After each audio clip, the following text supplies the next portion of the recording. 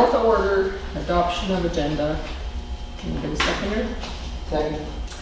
All in favor? Adoption of minutes of 2.1 recommendation. The council adopted the minutes for the regular council meeting held on August the 21st, 2019, as presented. Can I get a seconder? Second. All in favor?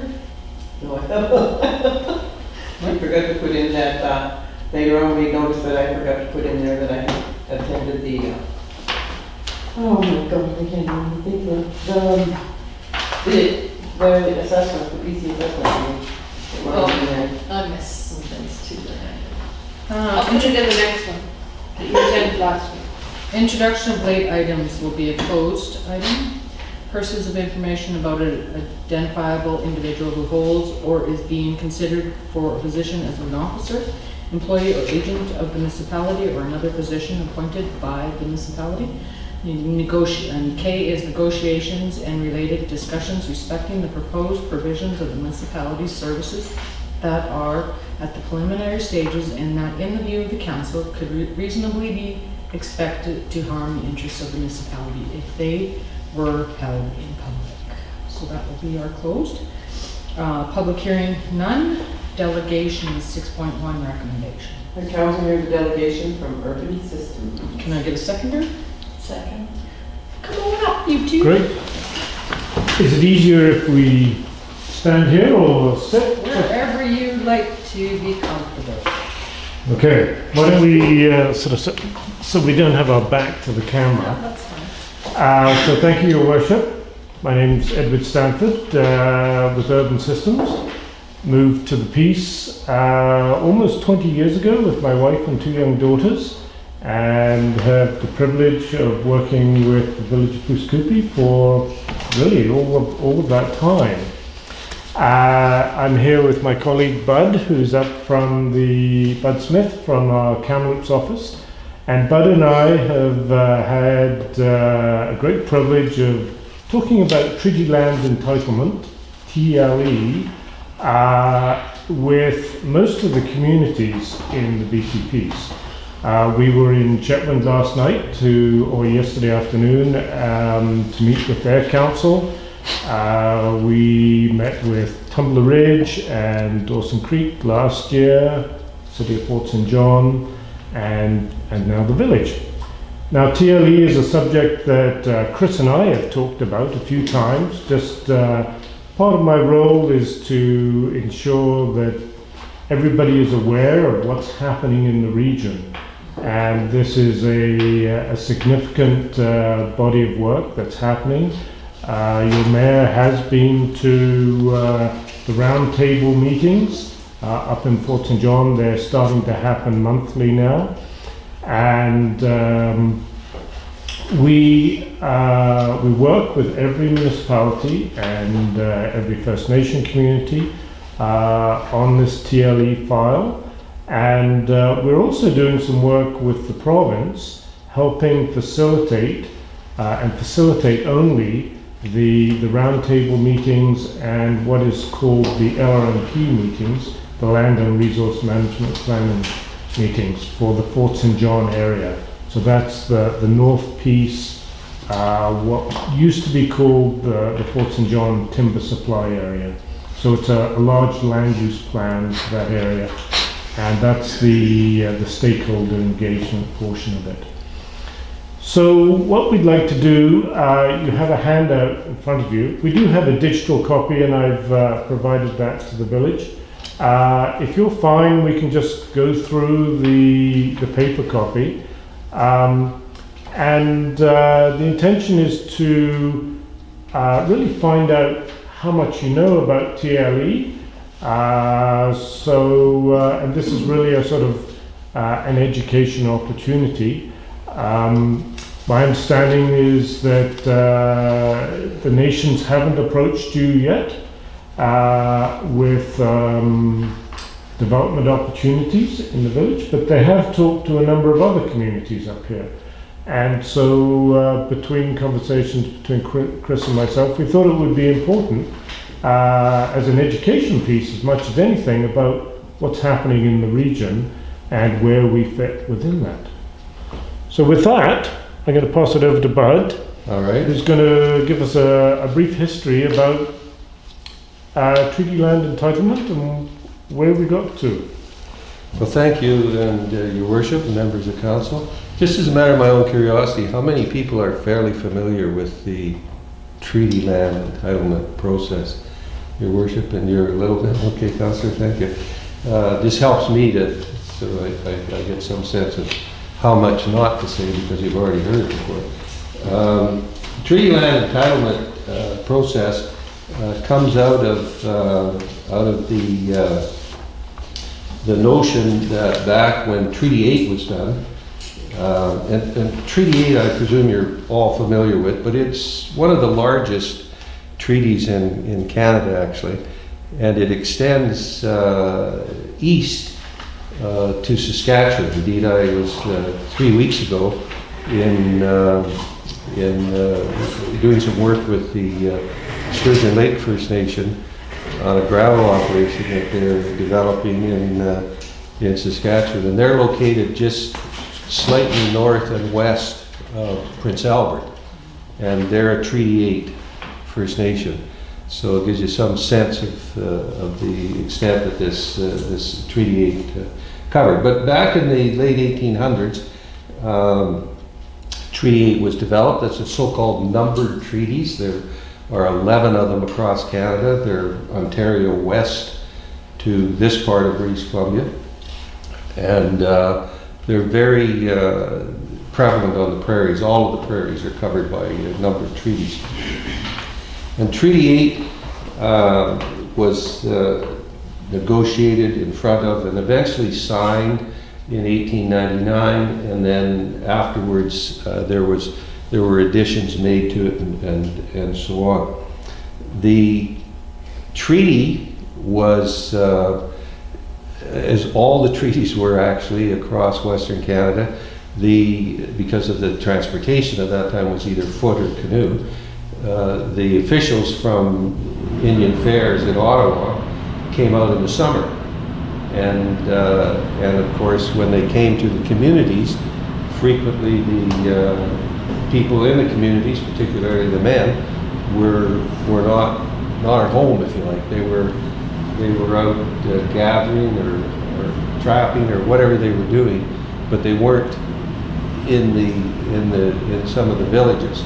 And so the count that was made was less than the number of people who were associated with those First Nations. And that's really the basis of the treaty land entitlement discussion that has been going on now for some time. Really started and got quite prevalent in Saskatchewan, because the formula that set aside how much land that people would get in the treaty areas for reserve land, for instance, or how much they would be paid if there was going to be a cash settlement, and there were some, was all based on a per capita funding model. And that per capita funding model was in turn rooted in the count that was made, and the count was less almost universally across Western Canada than it should have been because of the time of year that people came out to count heads, to do the census, if you like. British Columbia, as you probably know, doesn't have many treaties. The Peace River area is the only part of British Columbia that has a significant amount of its land treated. All the land here is subject to Treaty 8. There were a few treaties signed early on in around the mid-1800s on Vancouver Island, and the so-called Douglas treaties. And those treaties, there were very few of them, even though Governor Douglas wanted to sign more. And even up in the area I'm from, Kamloops, he started with negotiations up there as well to do treaties, but the Home Office in Britain wouldn't send along the money that was required to make the payments to deal with the treaty land. So there were very few of the so-called Douglas treaties that were entered into.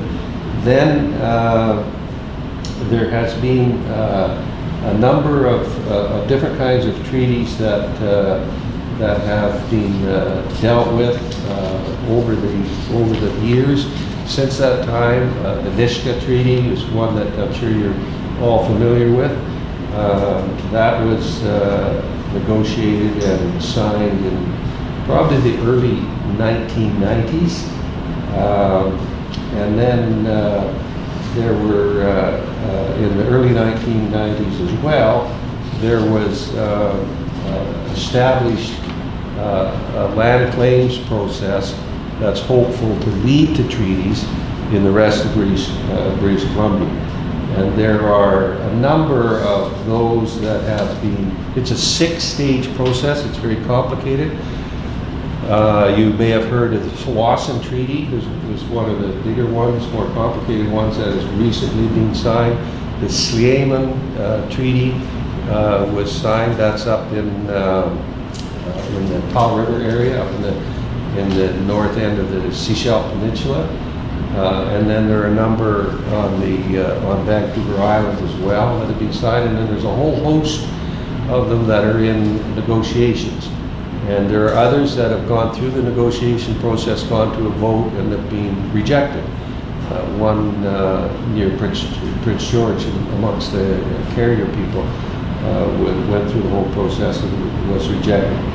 And on top of that, there are so-called specific claims, and they are dealt with in another process.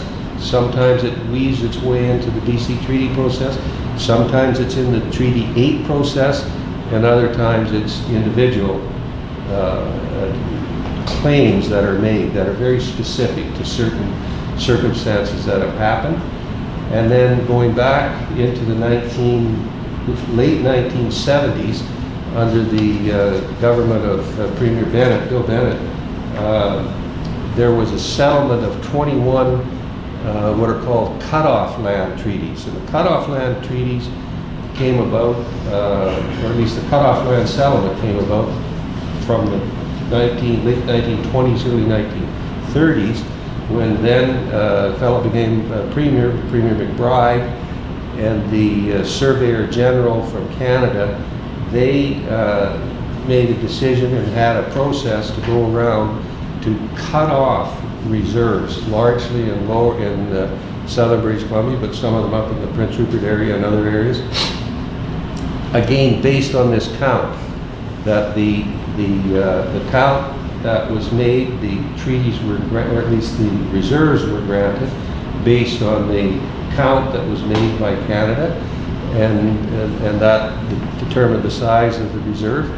And then smallpox was introduced to the communities, and there was a large reduction in the population, and these two guys decided that they should cut off the reserves, cut the size of the reserves, because the population had declined due to the smallpox epidemic, and they did. And some of those lands, I tell you all this because some of those lands was very complicated to settle these. For example, the Park Royal Shopping Centre in Vancouver, West Vancouver, is part of that cutoff. That was settled. There was a settlement between British Columbia and the Squamish First Nation. Downtown Penticton, a good portion of downtown Penticton was part of these cutoff lands. Ambleside Park, which is the great park that runs through all of West Vancouver, most of the way around the corner towards Horseshoe Bay. That was that was a reserve at one time and was part of the negotiated settlement. So there's been a lot of effort has gone into trying to create and make and resolve a lot of these issues involving the Indigenous people of our province, and to enter into some kind of a negotiated settlement, a treaty, because of our resource industries and a whole host of other things. Just simply depend on having some confidence and certainty that the relationship between the communities is dealt with in an organized and relatively predictable way. So that's what a lot of this has all been about, and today, as we move along, it's all very much part and parcel of the reconciliation discussions that are going on between communities in the province of British Columbia. So that's kind of a quick overview of the treaties and the reserves and some of the disputes that have gone on in British Columbia over since, I guess, the 1850s. Is there any questions on that or suggestions or? Right? Oh, I understood that totally. Do you have any questions? Why it happened? I know. I know it is a big mouthful to swallow on some of this stuff, but it quite honestly, the fact that it is as complicated as it is tells you a lot about what underpins some of the things that we run into in our day-to-day life in British Columbia. Truth on all this. Not just British Columbia. Yeah, Across Canada. yeah. But it's certainly we have a lot of things that we want to do. When I'm asked, because there isn't a definition of reconciliation around that I'm aware of. What is reconciliation? I'll tell you what reconciliation means to me, and a lot of other people that I talk to have endorsed it. It's to try to find a way that Indigenous people can participate meaningfully in the economy that has grown and is growing in their territory. And that meaningful participation can be employment, it can be business, it can be ownership of business, it can be all kinds of things, contract, joint ventures, any number of things. But that meaningful participation in the economy, in my view, will lead to ever more communications, just in normal, everyday living ways between Aboriginal people, Indigenous people in this province, and the rest of the people in the province, the so-called settlers, the people that have come after they were here. And I think if we are able to achieve that meaningful participation in the economy by the Indigenous communities, then I think a lot of the rest of the relationships that happen between people will just happen naturally. I think the thing that we should all try to, quite frankly, avoid is hoping that Ottawa will come up with a program that will somehow be called reconciliation, because They don't know what reconciliation is. frequently when programs come out of Ottawa, they don't quite work as intended. Barb? When you're talking about this, what, are you speaking on behalf of the BC, or are you speaking just for, like, who you speak for? Because we're in a situation where our First Nations were told not to speak to us, and now with the Caribou thing, there's a lot of baggage with that we should have been all at the table, all talking at the same time, not telling one person or one group that they can't speak to the other group. And I'm hoping that we can repair this damage, but I'm wondering. Well, to answer your question straight up, the person that I'm speaking for is Bud Smith. I'm not speaking for the province of British Columbia. I wouldn't presume to speak for the province of British Columbia or pretend I could speak for the province of British Columbia. And I'm not speaking for any First Nation, and I'm not speaking for any interest other than I work with and for urban systems, and we do a lot of work in this area. We've learned a lot, and we've developed some knowledge about it, and I'm simply trying to share what we have learned in this whole area. That's the sum and substance of it. And along the way, I've drawn some conclusions, there's no question about that. The one I just said about what I think reconciliation should look like is one of those conclusions that I've drawn. But that conclusion that I said, certainly I don't know whether anyone else in any government anywhere endorses that or not. I just think that reconciliation between communities and people will happen on the ground in our villages, in our communities, in our towns. It's not going to happen from on high with some edict that's going to come down and tell us what to do, because we've seen that program before, and frankly, it doesn't work. So that's yes. So what impact does the Indian Act have on reconciliation? Well, I'm going to say something that's actually perhaps maybe a little bit biased. I think that the best thing that might happen to Indigenous people someday is that the Indian Act wouldn't be around and they wouldn't have to spend a lot of time with it, because it has, in my view, it has been a hindrance to enabling Indigenous people to participate meaningfully in the economy that has grown around them. There has been other reasons. There has been overt racism in some cases. I get all that. There has been all kinds of things that people who came and displaced the Indigenous people from their communities and so on, that have caused serious enduring problems.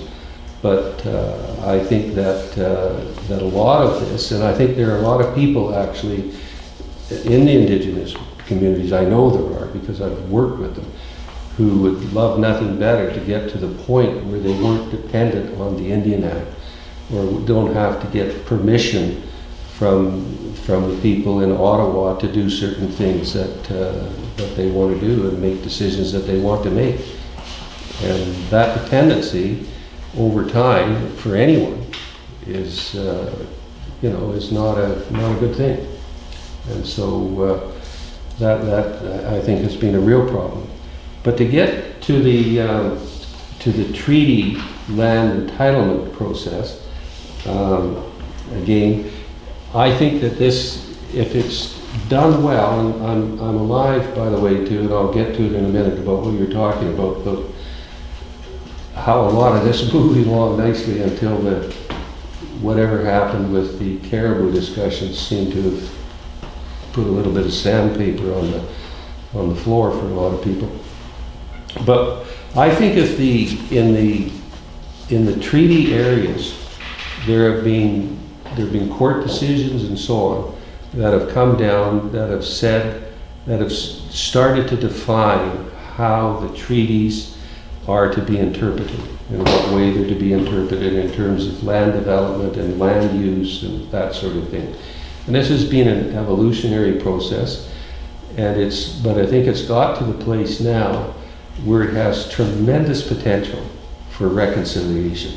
And that's what I'm wanting to focus on in this treaty land entitlement process, this TLE process. I have to say personally that I wish someone had come up with a better word than entitlement, because the word entitlement always evokes certain responses that sometimes aren't healthy, but it's the word that a bureaucrat in Ottawa came up with, so we'll live with it. So if you don't mind, I'll just say TLE, because I prefer not to say entitlement. But the TLE process, as I say, is started with the fact that the count was not done correctly. And since that time, there have been all kinds of studies done by archaeologists and all sorts of other people, who have tried to come up with a formula to correct that count. I don't think they've ever achieved a single formula, and frankly, I don't think they ever will. So it comes down to the Government of Canada and the individual First Nations working together, and they have in largely across Canada. A lot of experience in this, by the way, in Saskatchewan. It's done, and they've done well with it. And they've come up with a way to agree upon what the correct number should be. Can I have a motion to extend this discussion? I make a motion. I'll second. All in favor? And so that number then, whatever they've come up with, leads to the proposition that in the territory, in the treaty lands, in the Treaty 8 lands, that there will be opportunity for there to be additional lands granted to each of the First Nations, and that process is going on. And in addition to that, there is a process that is put in place that allows for the First Nations to work with the local governments and to develop and to identify lands that together they would be interested in inside the municipal boundaries. That can be put in to the reserve if they want, turned into reserve. But doesn't the municipality have to agree with them? Yeah, the municipality has a role. I'll get to that in a second. But I'm just saying what this process is, this TLC process. And so that led to the notion where in Ottawa they called it urban reserves. And that raised all kinds of flags for a whole bunch of people, both inside the municipality and inside the First Nations, because there's some benefit to the First Nations in some instances to not make it into reserve land, to leave it as fee simple land, so that you can be able to get the mortgages and all the things we know that are easier to get. There's a process, if it is reserve land, so it can be called designation, it's called, and that means the First Nations can grant 99-year leases, which is kind of like fee simple. But in any event, we at Urban Systems, we use the phrase economic zones, just because it gets rid of a little bit of that kind of wording. And the economic zones enable anything that you can think of that could go on there. People can't come in and put a chicken factory or something next door to City Hall and the empty lot here, but they can, working together, there's all sorts of things that can be done beneficially with the local government. Because here's some of where the rubber hits the road a little bit, is a lot of people have concerns about this whole notion of First Nations people going to have reserves inside the local government, and they're inside the boundaries, and they will come to your doorstep and they will tell you that they don't want that, and they'll have all kinds of reasons why they don't want that. And a lot of the reasons that are brought up are kind of historic things that people have. Well, there won't be taxes paid and all of this sort of stuff that comes forward, and a lot of it is, quite honestly, the reality is very different.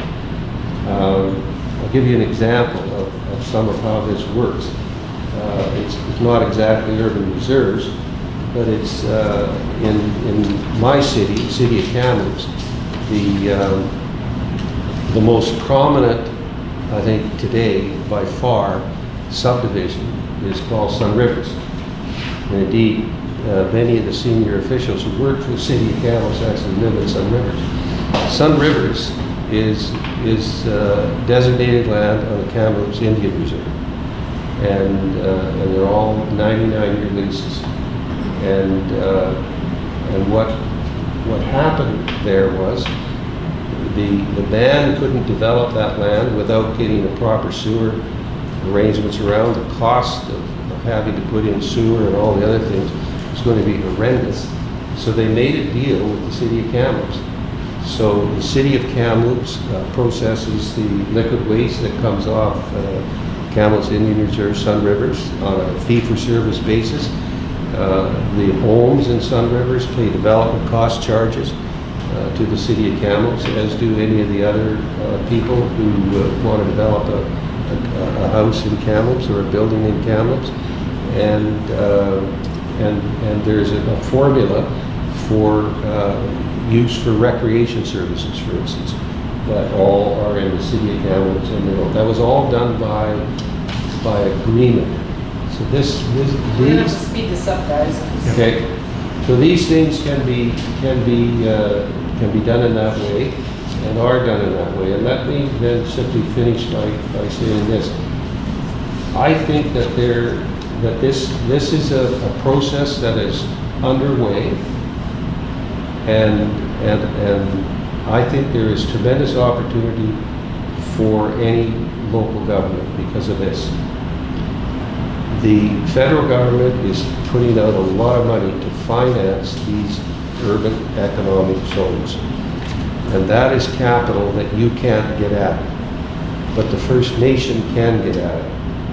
And it's significant in terms of infrastructure development for in these zones and other things.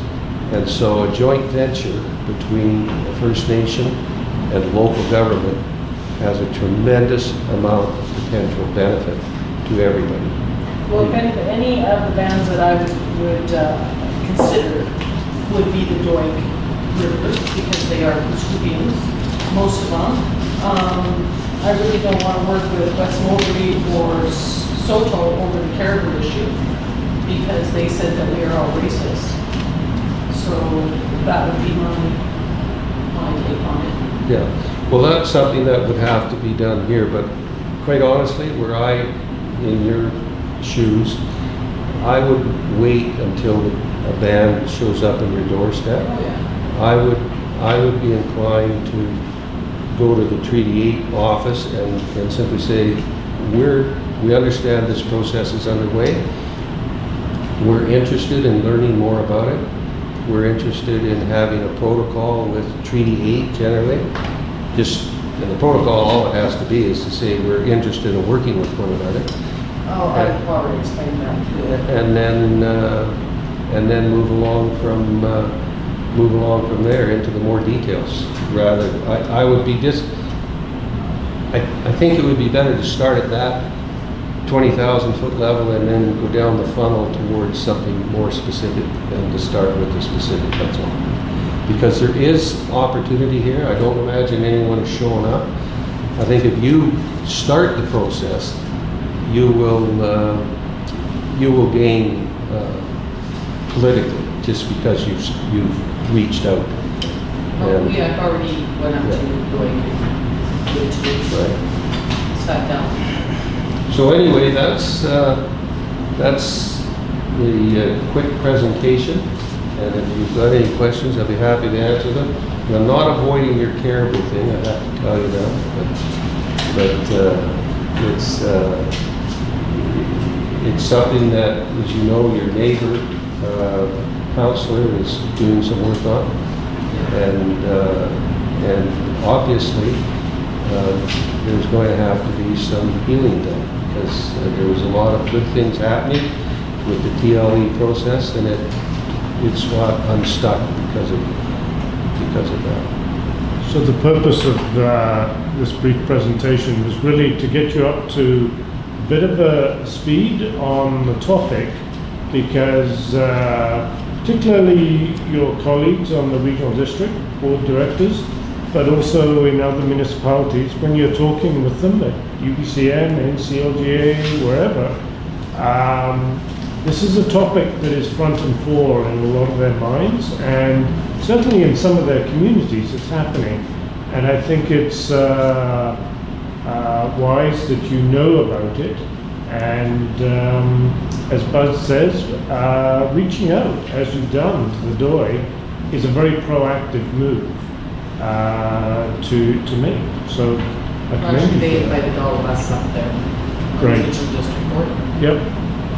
Great. That's quite interesting, you know, the federal government offering Treaty 8 all this money and the potential for municipalities to cash in on the big federal dollar.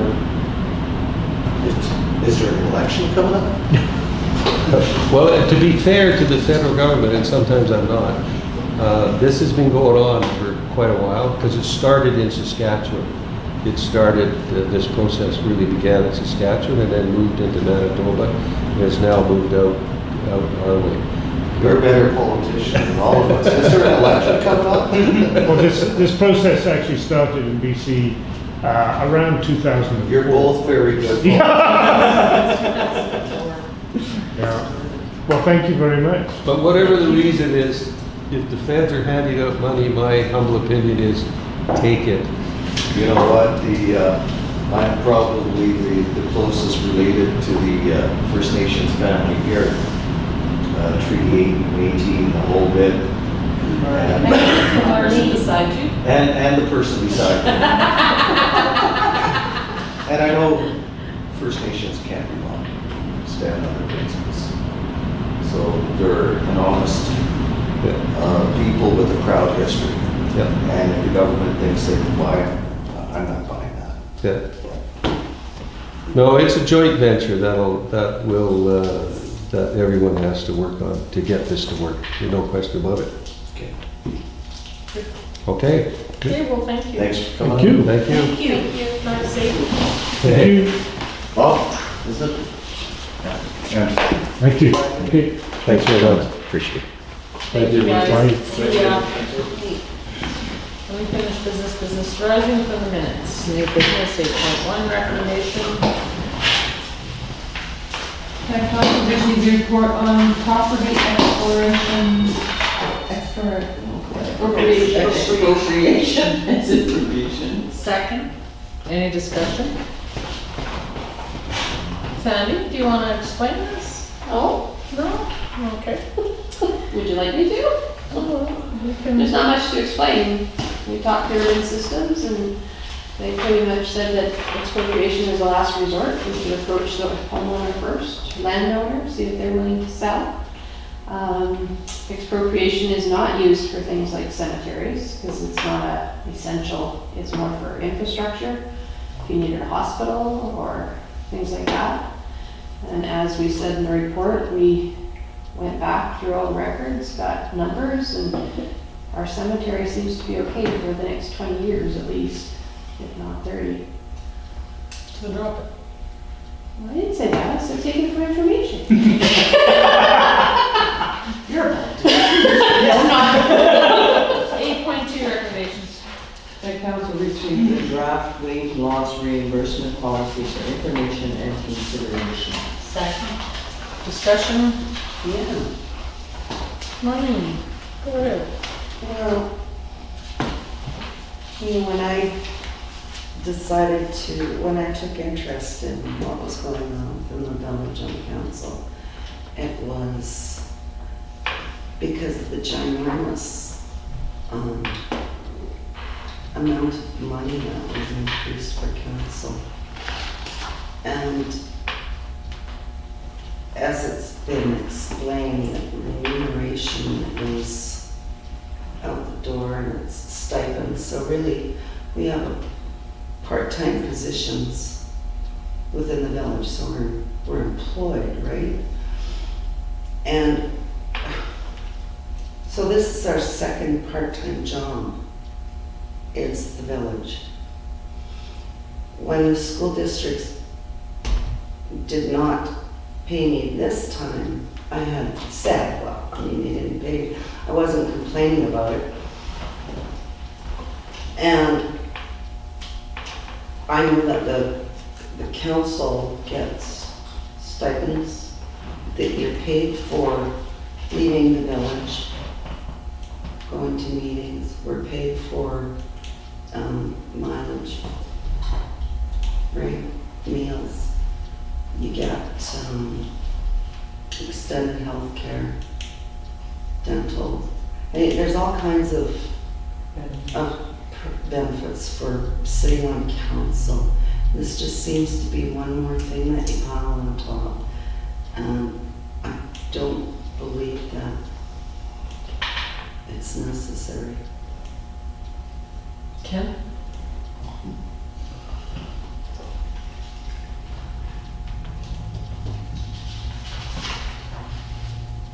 No. No?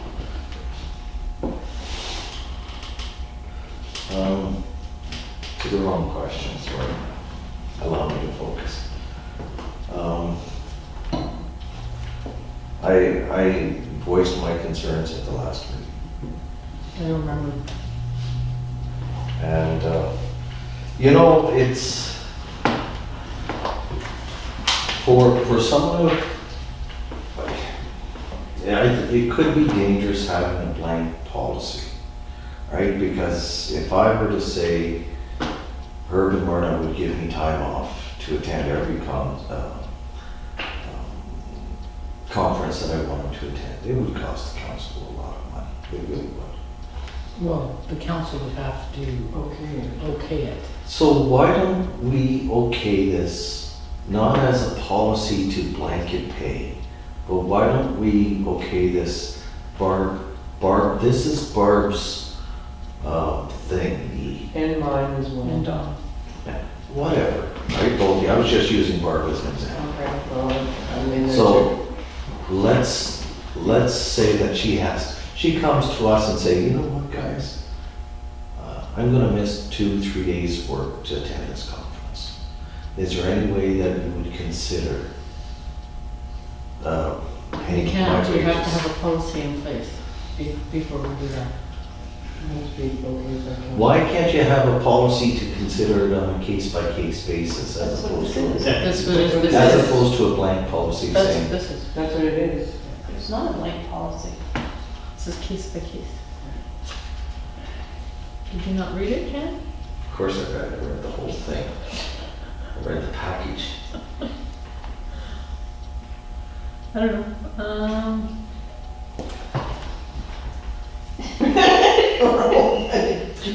My company would not, I take holidays.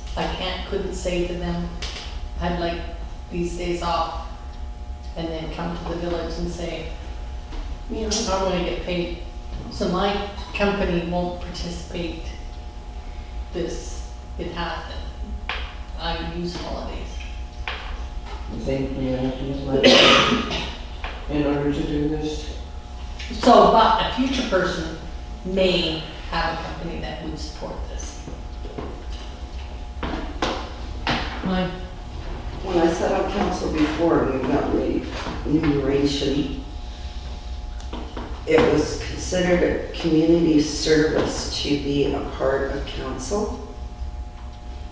And they would pay wages, but when I'm assuming that when we decided that this was a part-time position that we're taking on that, and we're paid stipends, that, of course they're not gonna pay for your part-time position, for your loss of time. They're gonna, I can get a leave without pay, not a problem, to attend anything that I want to.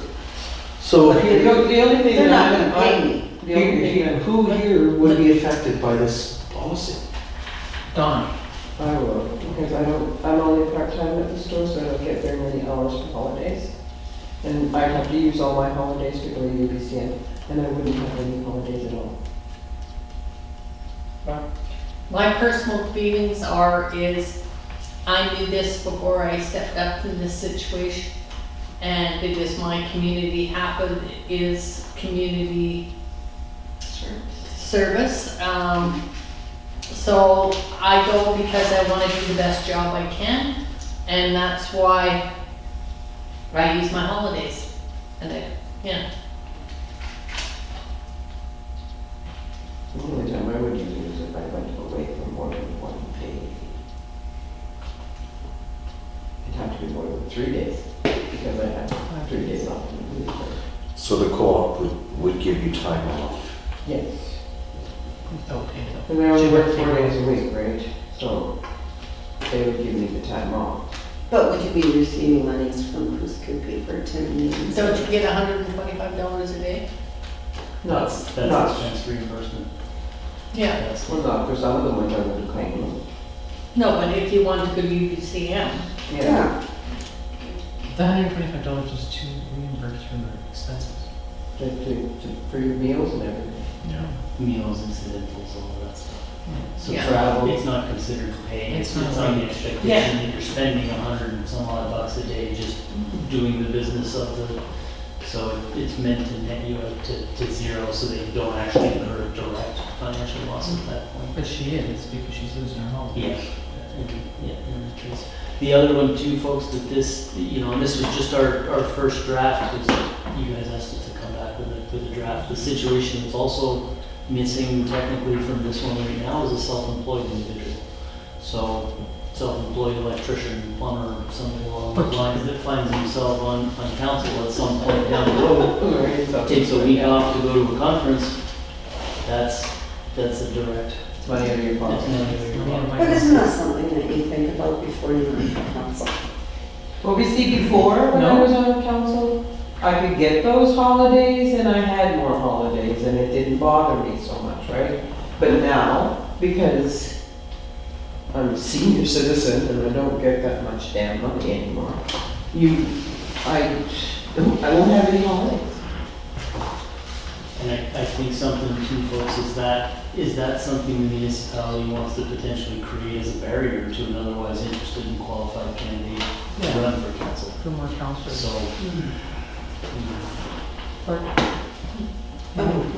I'm just thinking like, again, I'm always gonna go back to this too, is that our taxes that we bring in, I mean, we have far surpassed that. And we're into that oil and gas money, that fair share, and that's not what it was intended for.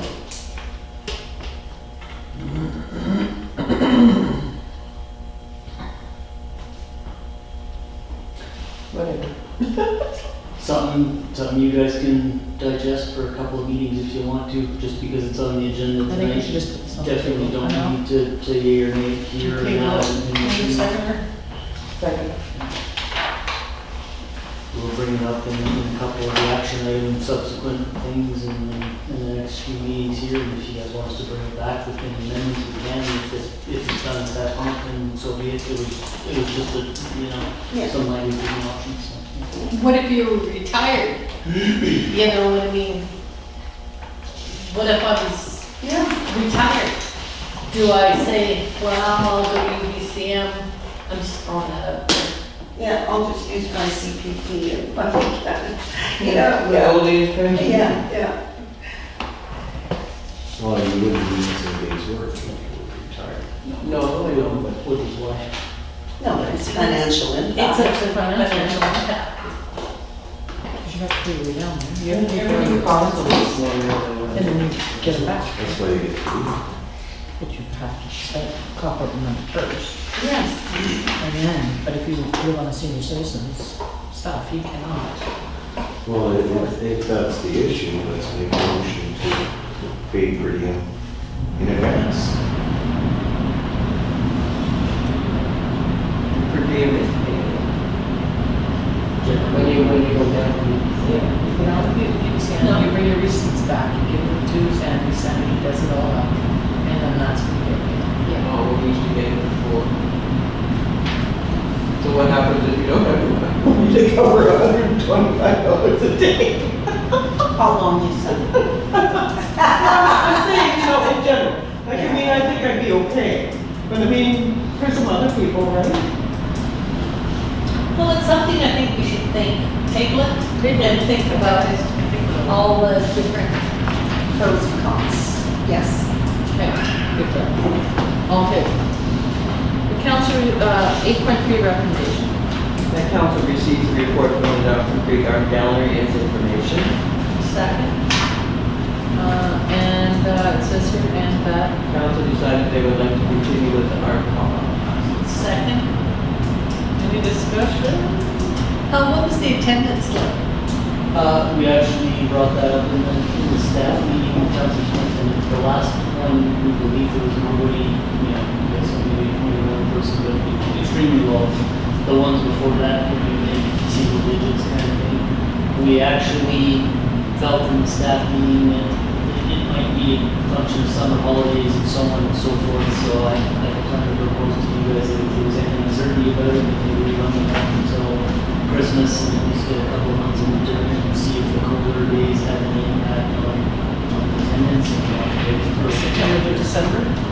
I make that And motion. you're saying though, if the people didn't know anything about it. September to I need a seconder. Second. All in favor? 8.4 recommendation. The council received a letter from the Dawson Creek Disc Golf and information. 8.5 recommendation. Council received policy 1.8 statutory and public holidays is information. Second. Council Discussion? requested this evening. Discussion.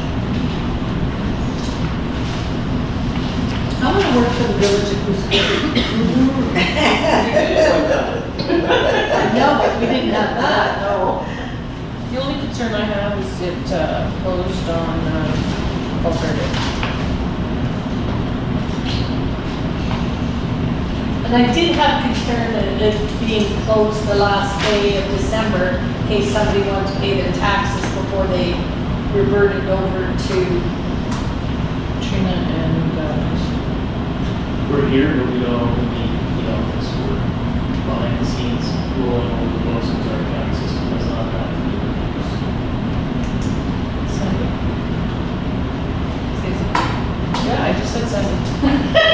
So Trina and I have talked about this, and one thing she does do when she does come in on that last day is she does check the mailbox to make sure that there is no paper stuck in it, so that she can post it before the day. So can we put that on the website in, It's everywhere. We post it everywhere where we take the day off. When we close, we tell people that they can drop the payment off in that mailbox and that it is checked. It's on the website every year. in the newspaper? In our newsletter? I don't know if they've done it in the past, but we can make sure it's in there. We can do it for the last 2 months of the year. But we usually try to make sure we've told everybody, and we always post the close notice a good month in advance. Because you guys usually pick or decide whether or not we can close it. No Christmas. Okay, No we're Christmas good. holidays. I'm done. Bye. I would like to add something to that. When we do talk about taxes being paid and tax sale, we post that. Maybe underneath it, you could say, the last day to pay your taxes is December 31st, and you can pay them through our mailbox. Telling people who would look at something like that. That is, and where do we want? The taxes are due July 2nd. Yes, but they pay a percentage of penalty till December 31st. No, it's actually the utilities you're talking about. Oh, utilities. The utilities that you're worried about rolling over. rolling over. But still- There's a penalty in case. I'm just trying to give you another option to get that information out there. Okay. Are we listed through online banking? Yes. All of them. Take online payments all the time. Good job. Yeah, the vast majority of our collections are the online payments. All the time online, except for property taxes. The 8.6. No, all in favor, information? Not me. 8.6 recommendation? My council received each to be volunteer fire department income report as information. Second. Discussion? We've got hours here for staff hours, and I've got a couple of questions here. And the first responders, how many of those 32 hours I went to were out of town? Responses. Well, the big amount was the fire, Haven, I'm thinking. Haven? Oh, yeah, but the first responders is, it's 9 calls. I wondered how many of those were out of town. And training sessions. I wanted to know if the 2 members that went to Nelson, if they were first responders.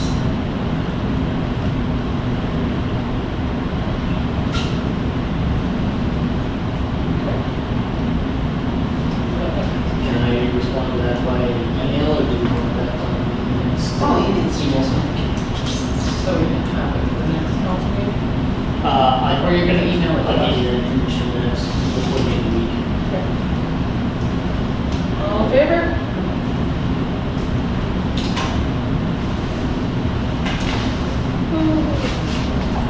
Correspondence. Anybody see anything in here? Or who can we speak to about this library funding when we go down to ABCM? Do we have any, I know it's too late to talk to the ministry, or you haven't? Well, broad money, isn't it? If you read this, the council received a letter to Ralph Fleming on support of the public library funding as a committee. I believe I have a meeting request in for you. We'll just have to, I'm waiting for all the appointments, they haven't started setting up appointments yet, but all the requests are in. okay, thank And you. that's what it's gonna be on, right, just the library and the school. And it's going, Does anybody see anything else?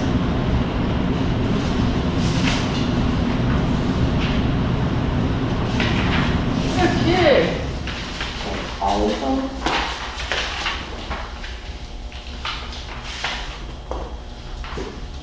Resolutions, none. Bylaws, none. Administration report, CAO report. Thank you, your worship. Secretary. 2 days back from holidays, so trying to get caught up on all everything happening. Just go through the list from the staff meeting here today. So post office, we're still waiting on the door for the back. So just let you guys know that's still outstanding. It's ordered but hasn't come in yet. We've got a pretty extensive list for the capital and special project tracking proposals for you guys for 2020. If anything comes up, definitely let me know here in the meetings, because I do start putting that all together middle to the end of December, and then I start putting together the PowerPoints. And I have everything. something that I want to talk to you then. And this doesn't mean that it's approved. No, It's no. just suggestions to go on the big list that we will down, and then go from there. So anything and everything's fair game at this point. If it's something you'd like to bring up for budget discussion, definitely let me know. Skating rink came up today. It's been brought to our attention that some of the sheeting on the inside of the boards is really warped and in bad condition, so we'd like to replace it. Blair estimates between 34 and 36 sheets at a total cost of about $3,500 to do that, but we're a little bit worried. It's not quite a safety thing, but it's not the best, so. We got money in the recreation. Yeah, we do, But- so. I also told you to phone the grant. Mhm. It's NDIT. Yeah, we may have a grant possible for that. So actually, to that end, and if I do start pursuing grants, we'll need a motion. Are you guys able to do a motion to Yes. apply for a grant? I make that motion. In favor? Perfect. Summer students are all off and back on the road. We're sending out thank you letters and cards to those folks for their services for this year. We've been following numerous bylaw infractions, mostly for unsightly properties and stuff right now. Oh, gosh, yes, there's lots of them. Yeah, there's quite a few. So I did meet with the animal control and bylaw officer candidate here today to go over the contract and some of the stuff you guys had stipulated.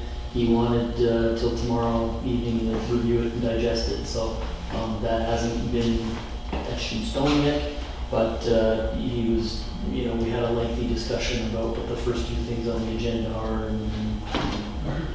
Just a quick question. Do we have an oxygen mask for dogs and cats? Our fire department, could you check into that? And if we don't, because if there's a house fire and your dog is in there and inhales smoke, he could die, and they have little oxygen masks for them that maybe our fire department should have one. I've heard about that, but yeah, that's actually. One was used last week. Here? No, no. That's, I think, very good. I just see them blowing on them, that brings them back to life too. Yeah, there's like another process for. This way they don't have to do mouth to mouth. Mask might be a little less yucky, I would.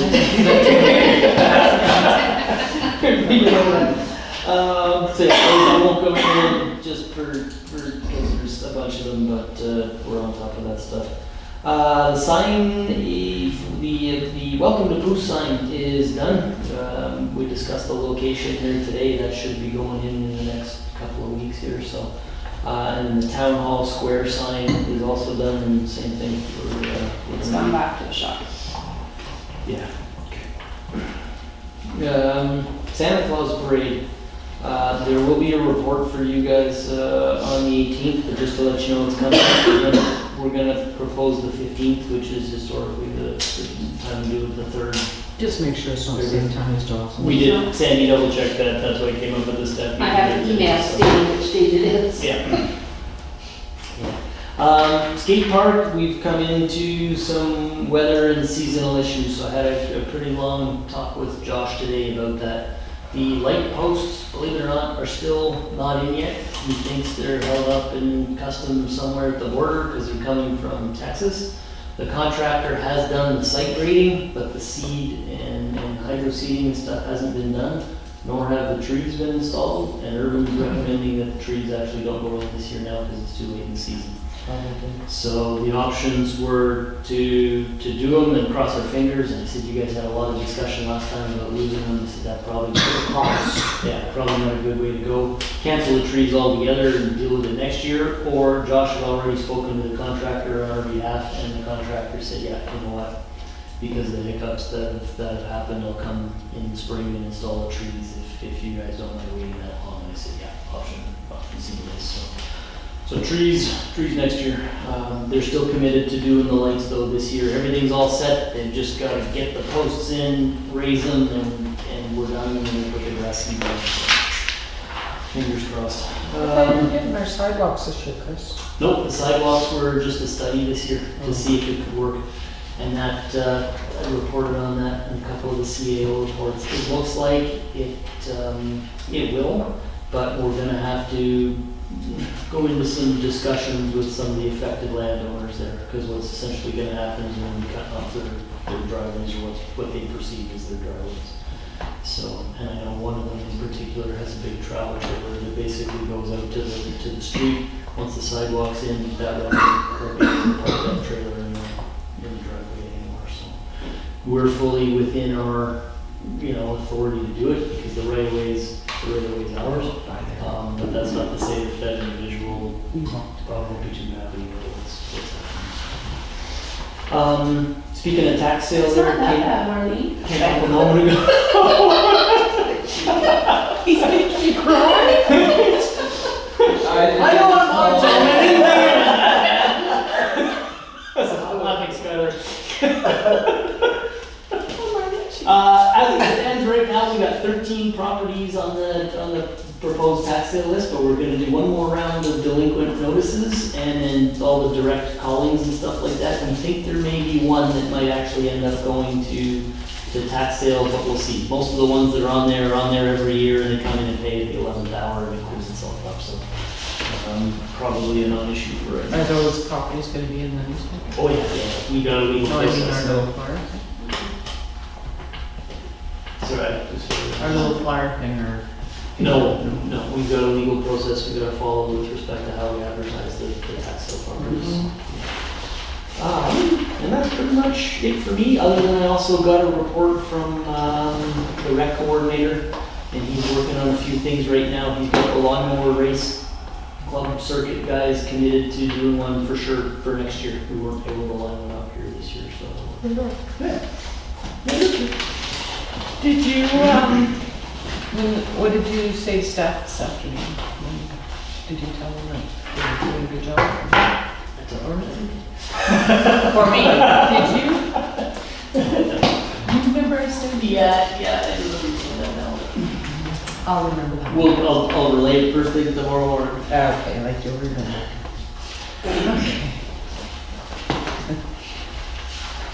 Okay, anything else? Action items. Chris, the commercial meters, are those going to be on RFP? No, we direct awarded those to Legacy Plumbing, and we were talking about doing them ourselves, but time constraints, and we needed a certified plumber in some cases to put them in. So those. So DC Mechanical lives here in Costa Okay. Yeah. Just let you know. Barb? SPCA, any word back from them, or send them a registered letter? Yes and no. Okay. Sandy, would you like to She's really excited. give everybody? Yeah, she did some sleuthing and I reached out to the Vancouver board because they are the board for everybody. And they in turn have reached out to the board here and have put me in contact with the lady who is responsible for the cat spay and neuter program in all of British Columbia. And she is digging into it, and we should have a check in the mail by the end of this week for the remainder of what's left, minus Well, whatever they never, they did 1 or 2. We know there was 1 or 2 done. So I should have an Good girl. email by Friday stating that the check is on the way. And she was very apologetic that it didn't go as planned. I think also an interesting takeaway from that is we'd still be in limbo had Sandy not taken it upon herself to follow up and, hey, where are you guys with the letter? So essentially, the letter was not responded to either to. I sent her a copy of the letter Chris had sent to And what Wendy. was their, She's still looking into it. She's traveling, so she's kind of doing it between, but she has been keeping me in the loop that she has been checking on. thank you. Capital special project.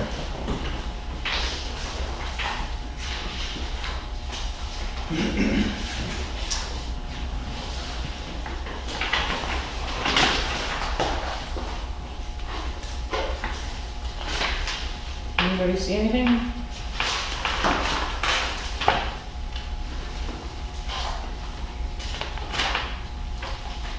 Chris?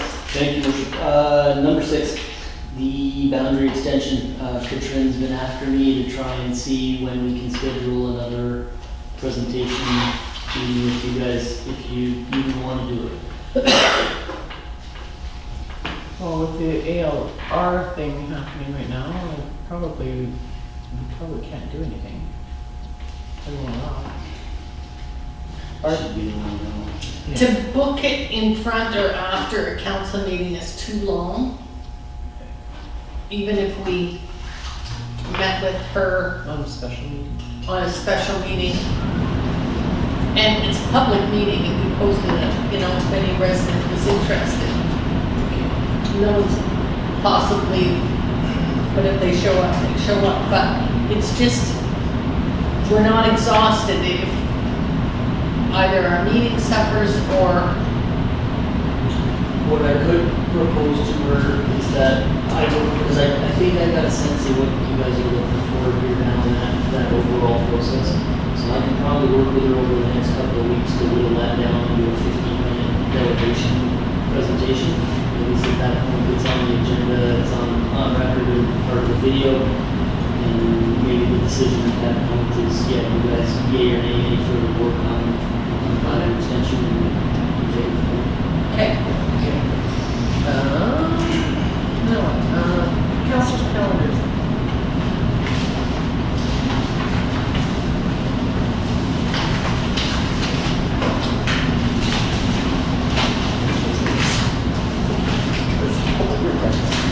Tomorrow's pay packet comes in. Yeah, you know this one. I had a meeting, I guess, today. One of the Northeast Roundtable. What was that, sir? Northeast Roundtable, and I told them about it. Because it showed up on my screen 1 hour ago. Does anybody see anything? Add anything? Okay. So we leave on the 22nd? No, hang on. Yeah, that's right, I know we done on the 23rd. Yes, you will get a full package on the 18th that will have everything in it. Your flights, your hotel, your everything. Phone numbers. It's condensed into 1 page of where you gotta be, a calendar where you're gonna be, a map where you gotta be, Did you and a talk phone to number. Crystal? Sorry? Did you talk to Crystal for the regional district? Not yet, until she gets her meeting. Until they set the meetings, she won't have her schedule done. And she'll do like last year, what she did was she filled out her schedule, she sent it to everybody so that we could all, by then it's too late, but, so we could put all the meetings in there. Could you contact NDIT agenda, it's a little worried. She sent you an email asking if you were attending the meeting on the 13th. Are you not getting the emails? Okay, I'll forward it to you because I've got it sitting on my computer. She sent me an email asking if you were going to be at the meeting on Friday, 13th. I can't now. It's It's a conference call. I think a conference You can do call. conference call. What time? I think it's, I can't remember, I'll send you an Okay, email send it to tomorrow. me and we'll, thank you. Yeah, I'm not getting She did any of- CC me, she told me what she had as your address and it was right. Well, So and I'll I take can all of check it. my junk mail and I checked my quarantine Okay. and nothing was there. Yeah. Well, you mean it's something I'm missing? Councillor White, No. I attended the library meeting, you have the minutes on the desk in front of you, they're getting ready for wines and books. They had a good summer. No, And you I notice still one haven't- portable in there. I still have not gotten confirmation of actually how many residents, elderly residents, not children, use that public library. And I've been trying to ask that, I've been asking that since 2016. So, Is that 65 and older? yeah, or even 30 and over, right? Oh, okay. Adults. Adults, like 19 now. And you're done, Donovan? Councilor Smith?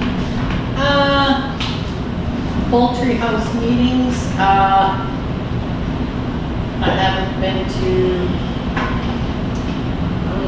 I don't have anything as yet, I'm just questioning NDIT and BBCF. Hebert. Councilor Hebert. Geraldine Shepherd, did you guys read? Yep, I did.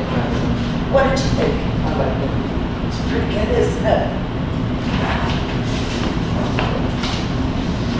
Okay, I just want to. I thought of it on Monday, and I thought I'd go over, but the museum was closed.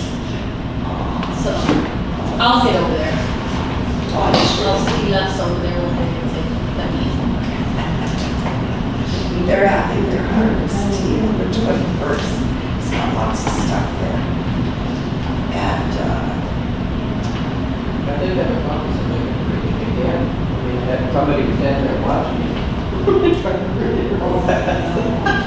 and they have newspaper articles and stuff there too, right? Yeah. Could we send a thank you note to her?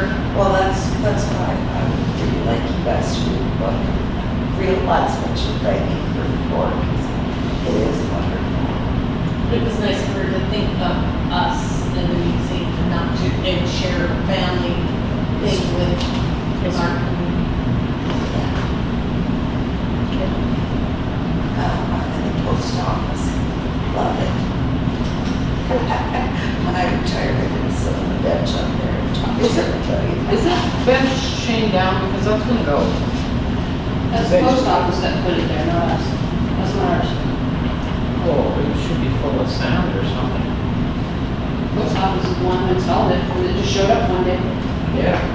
We have nothing to do with that. The flowers and the bench are them. They told us they were gonna do some beautification on the front of it, and they take care of the whole thing. Unless it's bolted down. It's gonna be, But is there bolts in the ground? We'll have to go sit on it. I'll take it. I'll take it. Bolts, take it off. See us walking down there. Soldiers are being. Councilor Gerber. Could have edited that part. Just kidding. I didn't see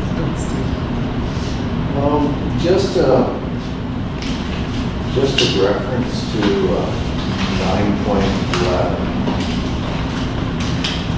in our books.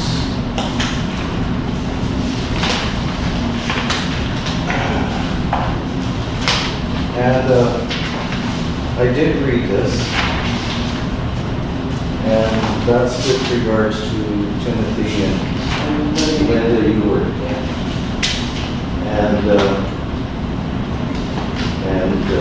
You know what, I'm probably all out of line in bringing this up here, but I would really like to support these people. Then we leave it. Then we leave it. We leave it. That's why we never brought it up. If we don't bring it up, then we don't, that means we're for it. Yeah. Okay, I have a letter of support, an unsolicited letter of support. Am I better off submitting it or not submitting it? Not submitted. You can submit that to the regional district. Yes, directly for PRD on behalf of yourself. No, oh, You, I can put it in an envelope. Right? I mean, these people, I met them 25 years ago, right where they lived. Yeah. They were my concept of environmentalists then. They still are today, right? They live their life according to their belief, and I respect them for it, right? I really love what they've done up there. So I would like to support them in their efforts. All right. With regards to the school, well, you know, the school district, thank you so much for the portable. We needed something to accommodate the children. We did. And with the timelines, whatever, they provided a portable. I understand the second portable is coming.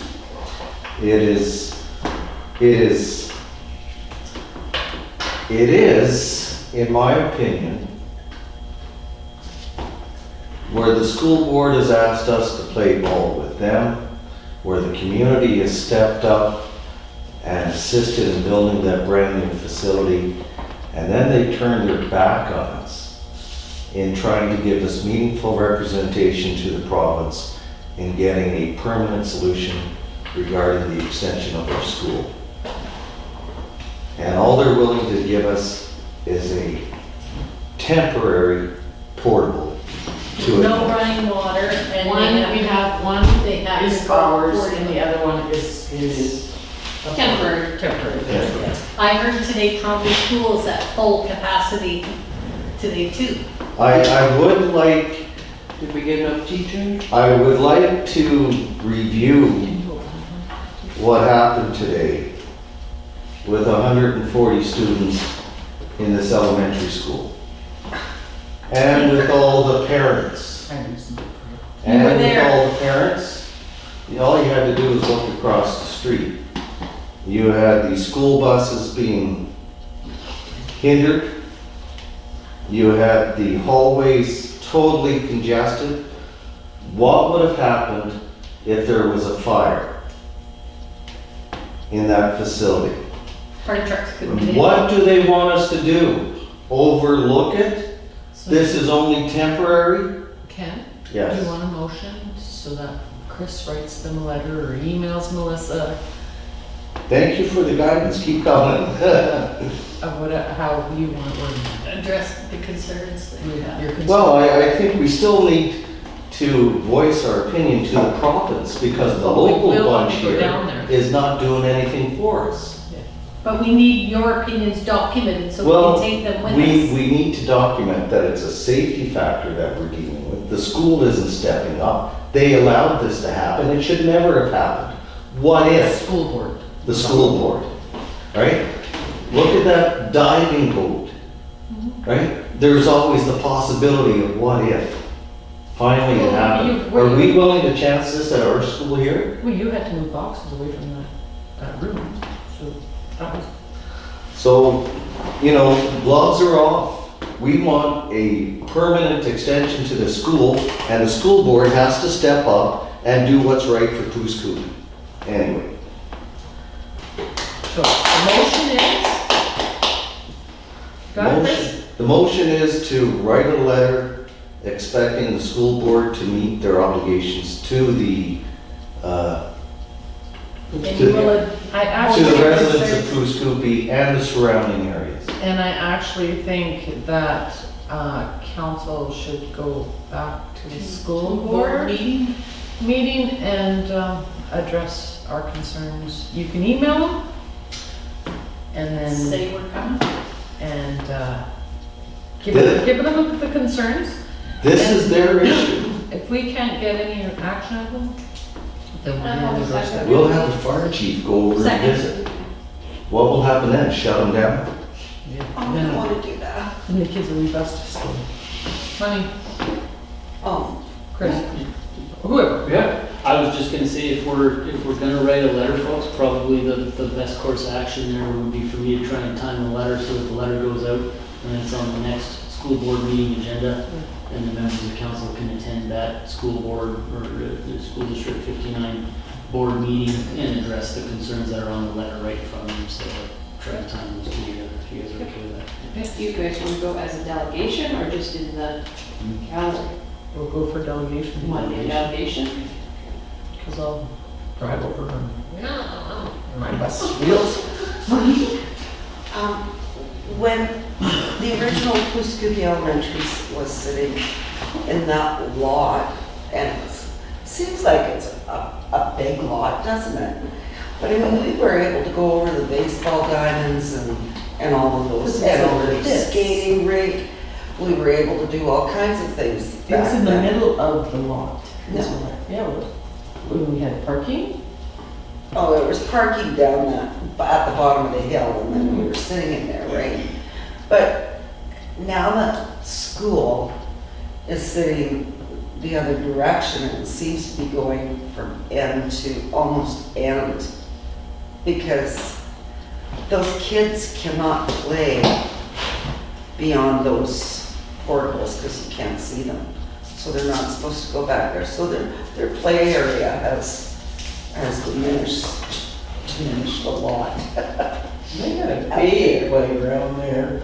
But for 140 kids, and well, approximately, I don't think it's quite 140, but We pretty didn't close. have that good of a playground when we had the other school. No. But what I am saying is that we have the school there, we have portables that are gonna be there. And we have a population of parents coming in, and we can't stop those parents. But if they're not going to be on the school grounds where those buses are, because we can't change the amount of people, where are they gonna go? You making more parking on the hillside, yes, I don't know. Like, where will They they need to go? figure that out. They need more Because parking. it's not safe with the adults and the kids and the fire breaks, it's not safe. No, it does seem like it's a very, it is, it's an unsafe. Did they have students in the portable?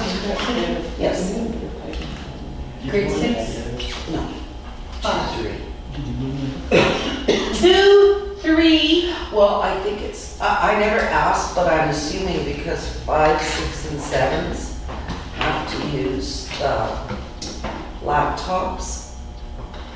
Because our computer room is taken up now. We no longer have computers, we have laptops. They're in these portable, I don't know, carriers that you push from class to class. And the older kids need to use those computers. So they put the younger ones out there. Chris, can we also ask for a tour of the school? Portable? So we have grade 2, 3 students I out think in they're their 2 or 3. portable. And it's not Or 3. necessarily You all tell me, counts, okay. but How many of I them think- are going to put up their coat, put on their hat to run across in 40 below weather and their boots to use the mountain washer? There's not that much of a, I've already yelled and screamed at them at the last meeting. well, you couldn't put the older kids out there because noise in the older kids, right? But I think it also has to do, because there's 2 classes that are older. But I think it has to do with the use of the computers. Can I bring up a stupid question?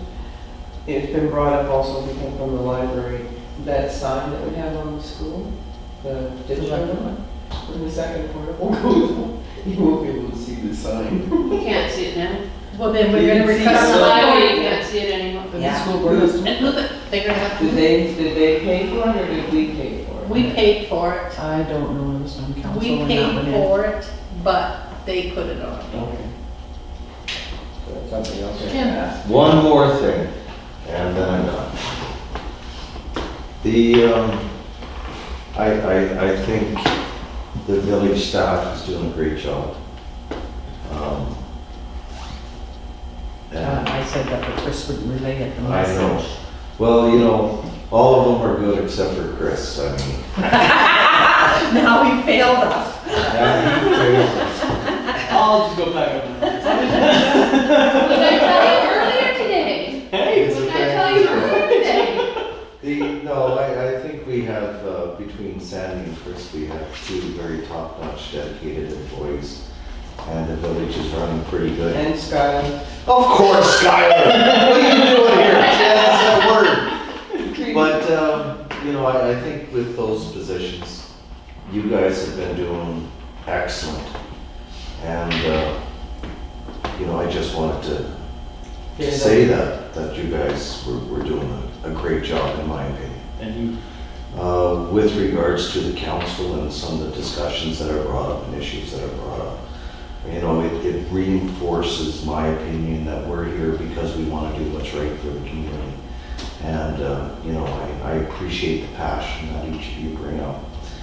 And then with regards to Lorraine, you know, you're such a mentor. You were doing, I get curious. well, yeah, but if you wouldn't care, if you didn't care, you wouldn't care.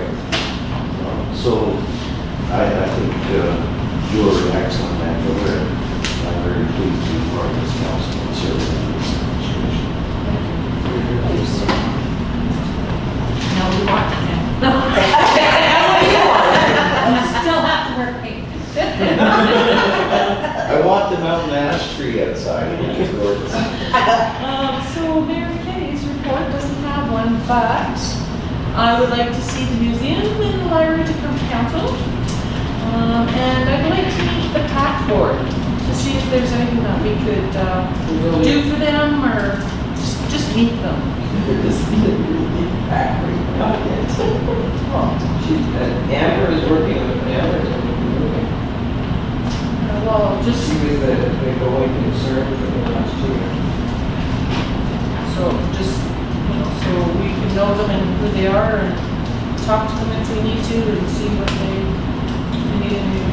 anything in particular you'd like me to ask the museum or the library to bring back? Just Numbers, general info? numbers, info on how many, how the year was, how the year was. I'm looking at elderly residents, who's that? And we are moving into It's nice to know what they've done with their budget, when residents ask us, why are we paying all that money to the museum, why are we paying all that money to the If we go library? to camera, it's only gonna be like 5 minutes. Oh, is it? Yeah, it's a little on the hour. Motion to. Motion to move No, it. not you, no, no.